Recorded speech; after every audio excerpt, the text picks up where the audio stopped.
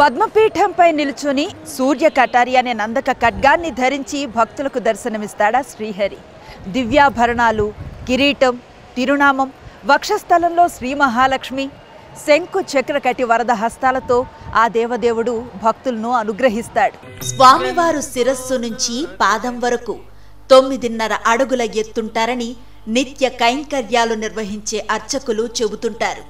నిత్యం లక్షల మంది భక్తులు తిరుమలేశుడి దివ్య మంగళ దర్శనం కోసం ఎదురు చూస్తూ ఉంటారు.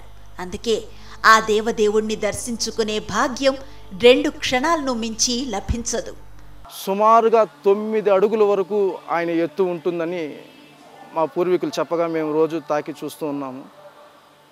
బయట మనం ఏమేమైతే ఆభరణాలు స్వామికి అలంకరించినామో చాలా వరకు ఆభరణాలు మనం ఆ శరీరం పైన మనం చూడవచ్చు. చాలా వరకు ఆయన శరీరంలో ఉన్నాయి. అవన్నీ స్వామివారి హస్తాలకి మనం రేఖలు కూడా స్పష్టంగా కనిపిస్తాయి. 18 అంగుళాల ఎత్తు ఉన్న పద్మాకార పీఠంపై స్వామి భక్తులకు దర్శనమిస్తారు.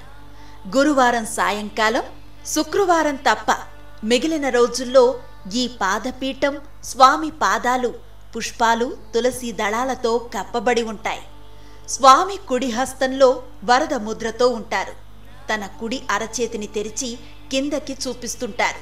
ఆయన పాదాలను ఆశ్రయించటం పరమోన్నత భక్తికి నిదర్శనమని చెప్పేందుకు ఇది సూచిక.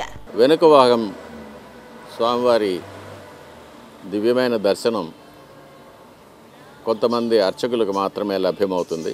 శిరశ్చక్రం ఉంటుంది. తరువాత అలలుగా స్వామివారి యొక్క కేశాలు భుజాల వరకు వేలాడుతూ ఉంటాయి. స్వామివారి యొక్క కంఠాభరణాలు, భుజకీర్తుల యొక్క పట్టు కుర్చులు వెనుక వైపు వేలాడుతూ ఉంటాయి.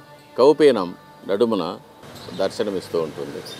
నడుమున వెనుక వైపు శ్రీవారి కౌపీనం కుండలిని శక్తిని స్ఫురింపజేసే రూపంలో మనకు పడగల పాములా కనిపిస్తుంది.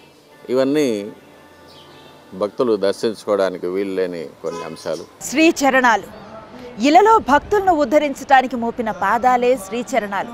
సాక్షాత్తు శ్రీ మహాలక్ష్మీదేవి సున్నితంగా ఒత్తిన ఈ పాదాలనే బ్రహ్మ కడిగిన పాదము, బ్రహ్మము తానిని పాదము అంటూ అన్నమాచార్యులు కీర్తించారు. అనేకమైన స్వర్ణాభరణాలు ధరించి స్వామివారు ఇచ్చే దర్శనం కన్నా కూడా స్వామివారు స్వయంగా మనకు కనిపించే ఎటువంటి ఆభరణాలు, వస్త్రాలు, పుష్పాలంకారాలు లేకుండా దర్శించుకునే మహద్భాగ్యం చాలా కొద్దిమందికి మాత్రమే కలుగుతుంది. శుక్రవారం నాడు స్వామివారికి గోక్షీరం మాత్రమే అభిషేకం జరుగుతుంది.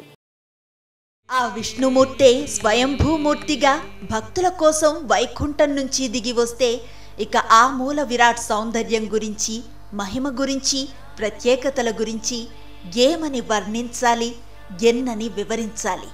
అంత చిక్కని ఎన్నో రహస్యాలు, అంతులేని ఆధ్యాత్మికానందంలో భక్తులను ముంచెత్తుతూ ఉంటే నేనున్నానని అభయం ఇస్తూ ఉంటాడు ఆ వెంకటేశ్వరుడు.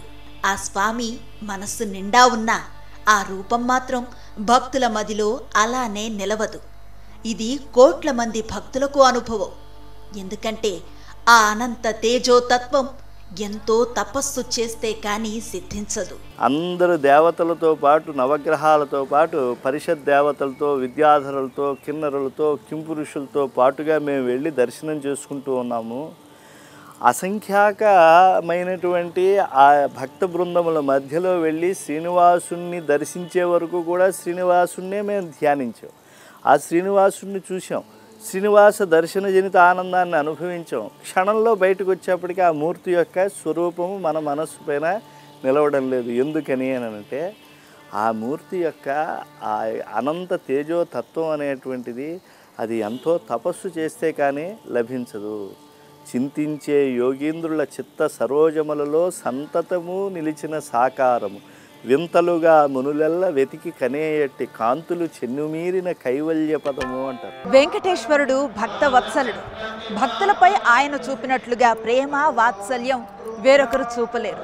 అందుకే ఆయన ఆలయంలో ఉదయం నుంచి సాయంత్రం వరకు జరిగే అన్ని సేవలు భక్తుల పేరు మీదే జరుగుతాయి. అంతవరకు ఎందుకు, అఖిలాండ కోటి బ్రహ్మాండ నాయకుడు కొలువైన ఆనంద నిలయం ముందు ఉన్న మెట్టు కూడా భక్తుడి పేరు మీదే ఉంటుంది. భక్త కోటిని ఉద్ధరించటానికే ఆ నారాయణుడు తిరుమల గిరులపై వెలిశాడు.